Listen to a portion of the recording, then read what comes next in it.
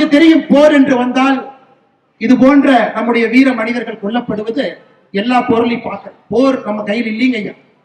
நாம் எப்பொழுதும் போரை விரும்பி 2016 ஜனவரி 1ஆம் தேதி நாம் எல்லாம் புத்தாண்டு கொண்டாடி கொண்டிருக்கும் பொழுது பஞ்சாப்ல பத்தான்கோட் என்கின்ற இடத்துல பாகிஸ்தான் தீவிரவாதிகள் தாக்குதல் நடத்தினாங்க 2016. அப்பொழுது நாம் என்ன சொன்னோம், பாகிஸ்தானியே வர சொன்ன, வாங்க உங்க போலீஸ் அனுப்பி பத்தான்கோட்ல நீங்களே இன்வெஸ்டிகேட் பண்ணுங்க, இருவரும் சேர்ந்து தீவிரவாதியை பிடிப்போம். முதலாக சுதந்திர இந்தியாவில் பாகிஸ்தானுடைய பாதுகாப்பு படை இந்திய எல்லைக்குள்ள வந்து பத்தான்கோட்ல செக் பண்ணி பார்த்தாங்க. அதன் பிறகு பாகிஸ்தான் போன பிறகு அந்த பாதுகாப்பு படை வீரர்கள் நம்முடைய காவல்துறை இங்கே வர சொல்லி இருக்க வேண்டும், வர சொல்லவே. பத்தான்கோட்டை பொறுத்தவரை பொறுமையாக அமைதியை காத்தோம். பத்தான்கோட் முடிந்தது.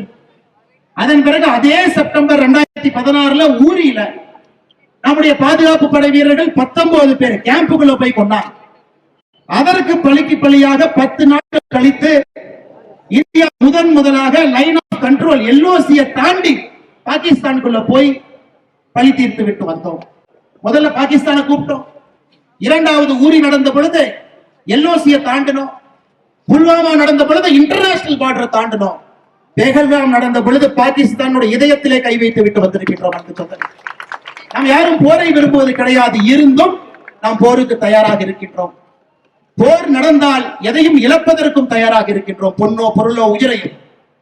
இந்த சூழல்ல இந்த தேசிய கொடி பேரணி நடந்து கொண்டிருக்கிறது அன்பு சொந்தங்கள்.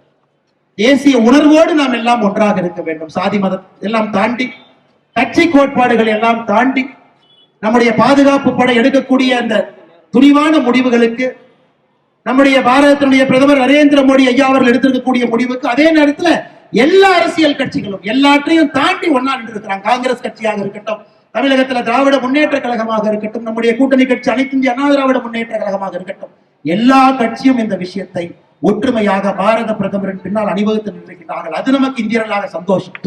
அரசியல் தலைவர்கள் ஒரு பிரச்சனை என்று வரும் பொழுது எல்லாத்தையும் கடந்து நம்மோடு பிரதமரோடு கலந்து நிற்கின்றார்கள் என்பது நமக்கு ஒரு பெரிய மகிழ்ச்சி.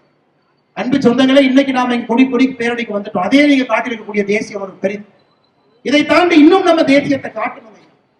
குழந்தைகளுக்கு நம்முடைய இந்திய தேசியத்தை சொல்லி வளர்க்கணும். சுதந்திர போராட்ட வீரர்கள் யார், எப்படிப்பட்டவர்கள், நாட்டுக்காக உயிரை கொடுத்தவங்க எப்படிப்பட்ட பேர், இந்த நாட்டினுடைய தன்மை என்ன, எப்படி இந்த நாட்டுல எத்தனையோ மனிதர்கள் தன்னுடைய உயிரை கொடுத்து இந்த நாட்டை இந்திய வரைபடம் என்று சொல்வதை விட இந்திய நாடாக வைத்திருக்கின்றார்கள். காஷ்மீரிலிருந்து கன்னியாகுமரி வரை ஒரே நாடாக இருக்கின்றோம்.